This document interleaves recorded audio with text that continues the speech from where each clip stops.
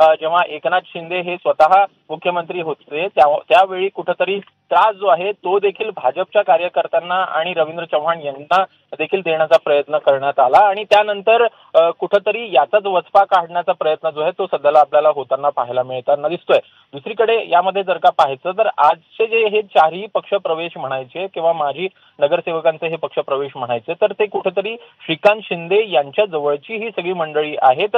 एकूणच भाजपमधनच शिवसेनेमध्ये गेलेली होती, शिवसेनेमध्ये मोठ्या प्रमाणात गाजावाजा करत या सगळ्यांचा पक्षप्रवेश जो आहे तो एकनाथ शिंदे यांच्या हस्तेच आपल्याला होताना पाहायला मिळालेला होता। मात्र आज पुन्हा एकदा भाजपमध्ये या सगळ्यांचे पक्षप्रवेश आपल्याला होताना दिसलेले आहेत आणि त्यात हाच खाव कुठेतरी वर्णी लागलेला आहे अशा प्रकारची राजकीय वर्तुळात देखील चर्चा आहे। एकूणच महेश पाटील असतील, सुनीता पाटील असतील किंवा मग सायली विचारे असतील अशी ही सगळी जी माजी नगरसेवक आहेत हे सगळे कुठेतरी श्रीकांत शिंदे यांच्या जवळचे होते आणि त्यामुळे निश्चित बरोबर या सगळ्याच्या नाराजीच्या दिशेने हे सगळं जाताना दिसतंय। बावनकुळे सध्या बोलतायत, आपण ऐकूया ते काय म्हणतात।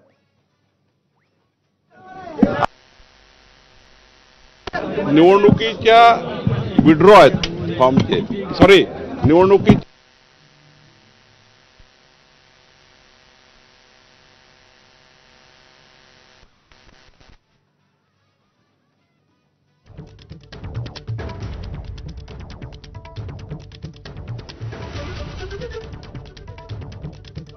बावनकुळे प्रतिक्रिया देत आहेत काही वेळातच हे त्या ठिकाणी आपापल्या जिल्ह्यात आहेत, शिवसेनेचे आहेत आणि राष्ट्रवादीचे आहेत, त्यामुळे मला वाटतं की आजची संख्या ही थोडी कमी होती। दुसरा काही त्या ठिकाणी दुसरा कुठल्याही विषयाने कोणी त्या ठिकाणी अनुपस्थित नाही आहे। एकच आहे की आज कार्यकर्ते निवडणूक असल्यामुळं आणि प्रत्येक जिल्ह्यामध्ये प्रभारी मंत्री असल्यामुळं त्या जिल्ह्यात मंत्र्यांनी स्वतः माननीय मुख्यमंत्र्यांची परवानगी घेतली। शिवसेनेचे मंत्री सुद्धा त्या ठिकाणी आपापल्या भागात आहे आणि राष्ट्रवादीचे आहे, त्यामुळं आज मंत्रिमंडळातली संख्या कमी होती। एकनाथजी शिंदेसाहेब स्वतः बैठकीला होते, माननीय अजितदादा होते, आताही बैठकी सुरूच आहे। आज इन्फ्रास्ट्रक्चर समितीची बैठक झाली, आता फॉरेस्टची बैठक सुरू आहे। त्यामुळं कुठेही त्या ठिकाणी जो एक मीडियामध्ये किंवा काहीतरी परसेप्शन निर्माण करण्यात आला की आजच्या बैठकीत मंत्री नाही आहे, हे चुकीचं आहे। आजच्या बैठकीत मंत्री नसणे म्हणजे केवळ निवडणुकीची सुद्धा उपस्थित होते। एकनाथ शिंदे एकटे फक्त कॅबिनेटला गेले आणि बाकी सगळे मंत्री एकनाथ शिंदेच्या कार्यालयात बसून राहिले, कोणीही आलेलं नव्हतं।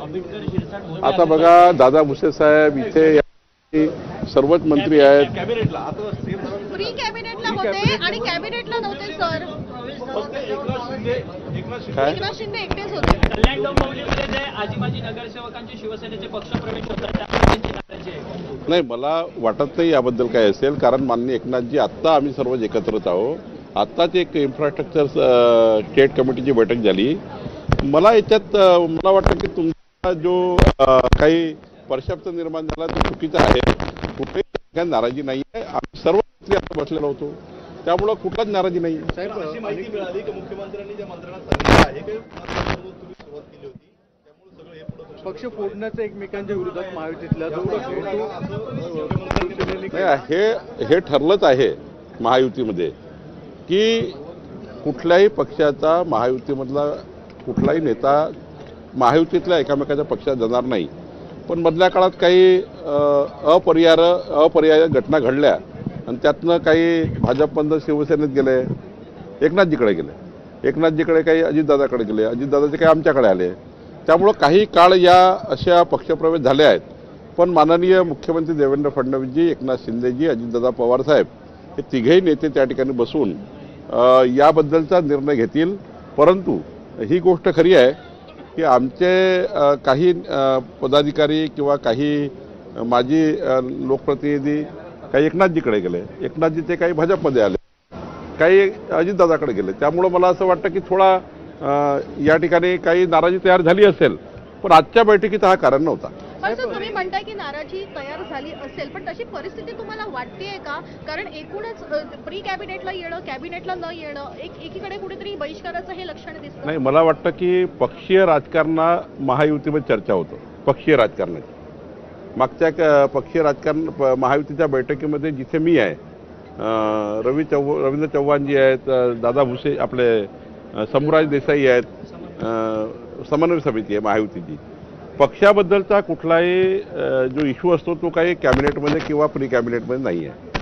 प्री कॅबिनेटमध्ये केवळ म्हणजे कुठल्याही पक्षाची, म्हणजे ते शिवसेनेची असो, अजितदादाची असो, त्या किंवा भाजपाची असो, त्यामध्ये चर्चा होते की आजचे काय विषय आहेत, या विषयावर चर्चा होतं.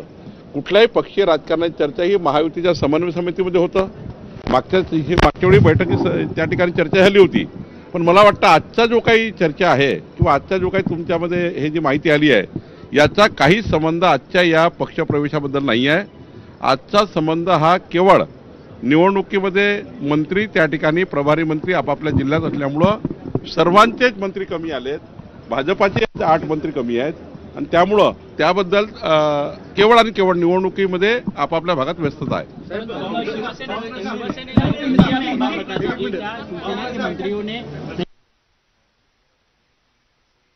कोई बहिष्कार नहीं डाला है. माननीय एकनाथ शिंदे जी पूरा टाइम बैठक में थे. अभी भी माननीय मुख्यमंत्री की तरफ 2 महत्व की बैठक चालू है. फॉरेस्ट की बैठक है जिसमें बीबट जो गांव-गांव में आ रहे हैं उसके लिए चर्चा चालू है. सारे शिवसेना के मंत्री अंदर बैठे हैं. हमारे अभी दादा भुसे जी है, गोगावले जी है, सिरसाट जी सभी तो है. आज केवल संख्या इसलिए कम थी, बीजेपी के भी 8 मंत्री नहीं थे क्योंकि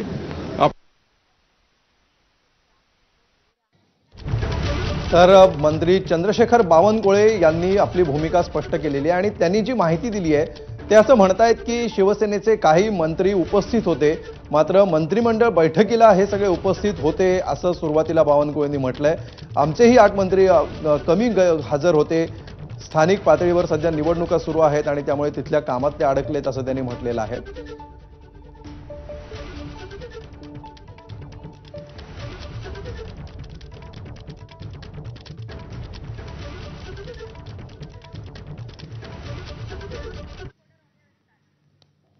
आणि अधिक माहिती घेऊया. अक्षय भाटकर सध्या आपल्या सोबत आहेत.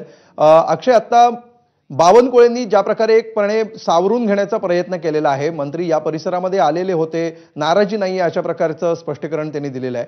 काय आता अपडेट्स मिळत आहेत, काय नेमकं घडलंय? नाराजी तर आहेच अमोल, कारण की ज्या प्रकारे सगळे मंत्री मंत्रालयात उपस्थित होते मात्र ते उपस्थित नव्हते ज्यावेळी कॅबिनेटची बैठक झाली. त्यामध्ये काही मंत्र्यांशी आपलं बोलणं झालं आणि त्यांनी एक 5 ते 6 कारणं आपल्याला यामध्ये सांगितलेली आहेत.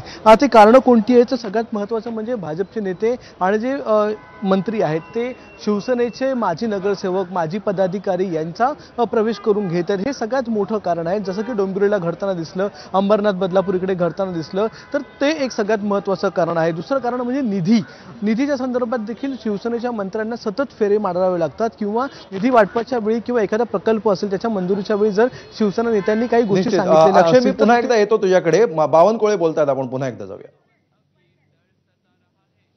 तर बावनकुळे काय म्हणतात आपण पुन्हा एकदा बघूया. बावनकुळेंनी हे स्पष्टीकरण दिलेलं आहे. त्यांनी काय स्पष्टीकरण दिलं आहे? समोर आणि मुळात निवडणूक आयोगासमोर एक मोठं चॅलेंज आहे की या बाबतीत काय करायचं आणि याबाबत मग तुमची भूमिका काय असणार, कारण की अनेक या आरक्षणामुळे ओबीसीच्या लोकांवर अन्याय होईल असा एक अंदाज वर्तवला जातोय.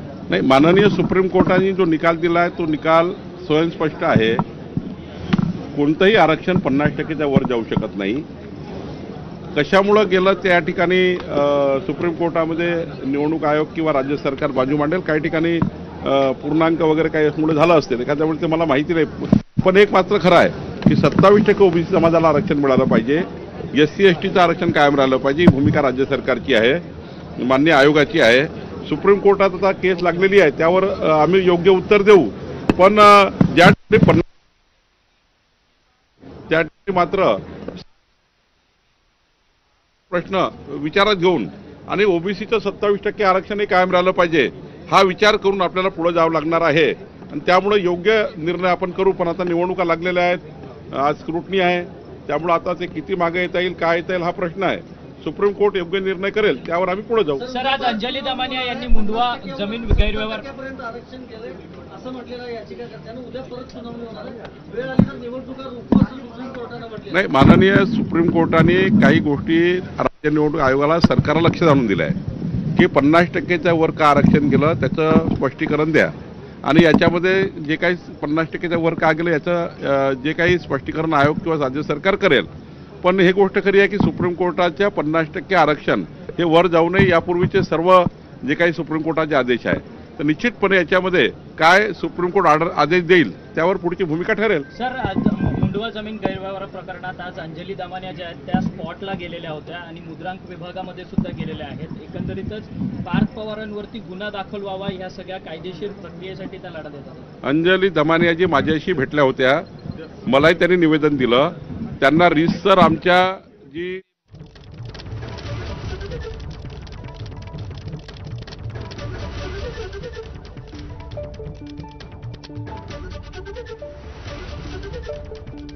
या कॅबिनेटला दांडी मारण्याची याविषयी तुम्ही सांगत होता, ही कारणं सांगा आणि काय नवीन अपडेट्स तुमच्याकडे.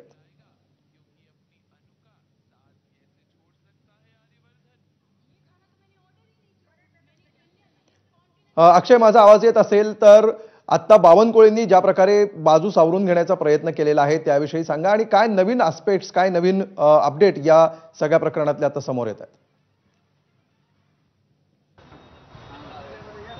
मुख्यतः जी नाराजी आहे ती नाराजी केवळ रवींद्र चव्हाण यांच्या कार्यपद्धतीवर आहे असं सांगण्यात येतं आहे. कारण की रवींद्र चव्हाण यांनी मागच्या काही दिवसांमध्ये मोठ्या प्रमाणात भाजपमध्ये अनेक पक्षप्रवेश केलेले आहेत. जे पक्षप्रवेश हे शिवसेनेच्या माजी मंत्र्यांचे किंवा आमदारांचे असतील किंवा काही महत्त्वाच्या पदाधिकाऱ्यांचे असतील, त्याच्यामुळे कुठे ना कुठे शिवसेनेच्या निश्चितपणे अक्षय, अजून एक महत्त्वाची बातमी, उदय सामंत आता गेलेले आहेत प्रदेशाध्यक्ष रवींद्र चव्हाणांच्या भेटीला. त्यामुळे शिंदेच्या शिवसेनेचे एक महत्त्वाचे नेते आणि मंत्री उदय सामंत प्रदेशाध्यक्ष रवींद्र चव्हाणांच्या भेटीला गेलेले आहेत. आणि आणखी एक महत्त्वाचे म्हणजे उदय सामंत सुद्धा आजच्या मंत्रिमंडळ बैठकीला उपस्थित नव्हते. त्यानंतर ते आता प्रदेशाध्यक्ष रवींद्र चव्हाणांच्या भेटीला पोहोचलेले आहेत. अक्षय, आता रवींद्र चव्हाणांच्या कार्यपद्धतीविषयीच तू सांगत होतास आणि त्यामध्ये एक महत्त्वाची अपडेट आलेली आहे.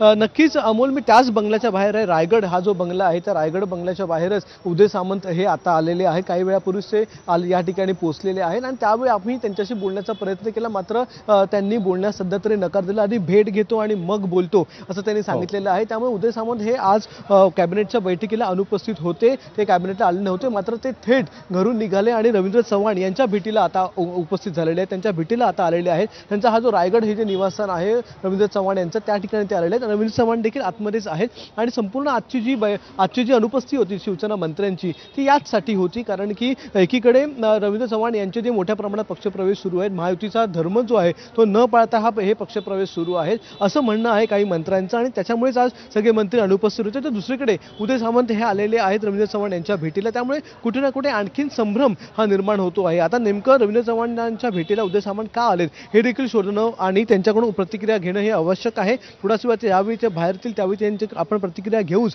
मात्र कुठे ना कुठे समन्वय समितीच्या बैठकीच्या संदर्भात देखील एक महत्त्वाचं प्रश्नचिन्ह आहे. आज समन्वय समितीच्या बैठकीची एक पत्रकार परिषद होणार होती, मात्र ती देखील आज अजून जाहीर झालेली नाहीये. आणि रवींद्र चव्हाण आणि उदय सामंत हे प्रत्येक कॅबिनेट नंतर समन्वय समितीच्या बैठकीला उपस्थित असतात. त्यांच्याबरोबर राष्ट्रवादीचे नेते देखील उपस्थित असतात. त्यामुळे आज ही जी भेट होती आहे रवींद्र चव्हाण आणि उदय सामंत यांची, तर त्या बैठकीमध्ये देखील काय नेमकं होतंय आणि शिवसेना मंत्र्यांची नाराजी जी आहे ती नाराजीची कारणं घेऊन उदय सामंत हे रवींद्र चव्हाणांच्या भेटीला आलेत का हे देखील बघणं आज महत्त्वाचं असणार आहे. त्यामुळे रवींद्र चव्हाणांच्या भेटीनंतर शिवसेना मंत्र्यांची नाराजी दूर होते का आणि जो मेसेज एक प्रकारे विश्वसनीय सूत्रांकडून आपल्याला आलेला आहे की आधी सुरुवात ही शिवसेनेने केली होती उल्हासनगरमध्ये, त्यानंतर बीजेपीने ही सुरुवात केली. त्यामुळे हे देखील बघणं या ठिकाणी महत्त्वाचं असणार आहे की ही जी विश्वसनीय सूत्रांची माहिती येते आहे की कुठे ना कुठे सुरुवात शिवसेनेने केलेली मग भाजपने केली, मग याला कुठे ना कुठे आता एक खीळ बसणार आहे का आणि याच्या पुढचे जे पक्षप्रवेश आहेत ते एकमेकांना विश्वासात घेऊन केले जाणार का हे बघणं आता महत्त्वाचं आहे. त्यामुळे ही जी भेट आहे ही देखील तितकीच महत्त्वाची आहे. जितकी महत्त्वाची बातमी आपण शिवसेनेच्या मंत्र्यांची दिली होती कॅबिनेटच्या अनुपस्थितीबद्दल, तितकीच महत्त्वाची बातमी ही उदय सामंत यांची देखील आहे की ते आता रवींद्र चव्हाण यांच्या भेटीला त्यांच्या रायगड या निवासस्थानी आलेले आहेत. अमोल. निश्चितपणे अक्षय, या दोन पक्षांमध्ये नाराजी असणं ही काही नवीन गोष्ट नाहीये. मात्र अशा प्रकारच्या नाराजीच्या ज्या गोष्टी असतात त्या पक्षीय पातळीवर सोडवल्या जातात, जाहीरपणे त्याची वाच्यता होत नाही.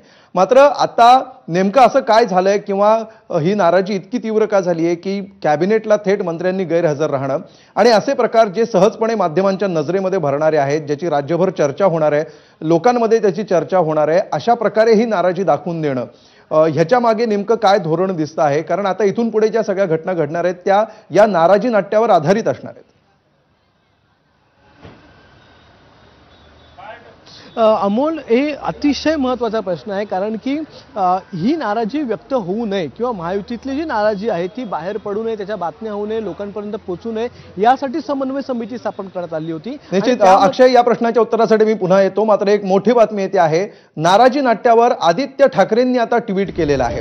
त्यामुळे आदित्य ठाकरेंनी या नाराजी नाट्यावर भाष्य केलेलं आहे आणि विरोधक या सगळ्या नाराजी नाट्याकडे कसे पाहतायत, विशेषतः ठाकरेंची शिवसेना या नाराजी नाट्याकडे कशी पाहते हे बघणं फार महत्त्वाचं असणार आहे. त्यामुळे एकीकडे उदय सामंत हे रवींद्र चव्हाणांच्या भेटीला पोहोचलेले आहेत आणि याला म्हणतात चोर मचाई शोर असं ट्विट केलेलं आहे आदित्य ठाकरे यांनी.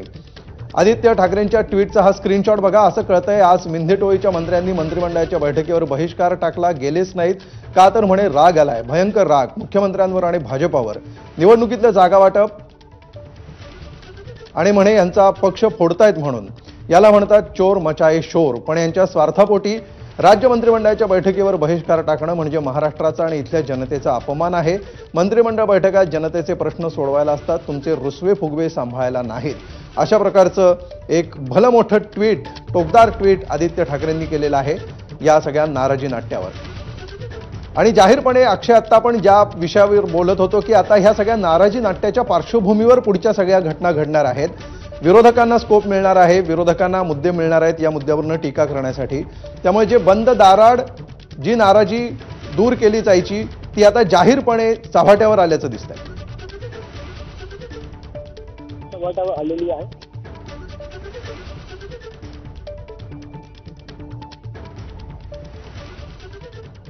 आणि ही काही महत्वाची व्हिज्युअल्स येत आहेत. उदय सामंत या व्हिज्युअलमध्ये दिसत आहेत.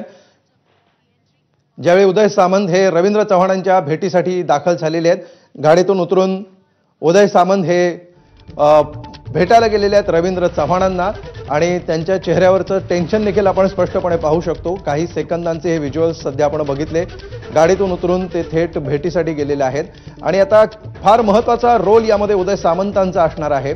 विशेषतः ज्या प्रकारे निगोसिएशन्स शिंदेच्या शिवसेनेकडून जे निगोसिएशन्स होतात, राज ठाकरेंना भेटीगाठी होत होत्या, त्यावेळी देखील उदय सामंतांचा रोल महत्त्वाचा होता आणि आता या सगळ्या प्रक्रियेमध्ये सुद्धा रवींद्र चव्हाणांना भेटण्यासाठी उदय सामंत पोहोचलेले आहेत.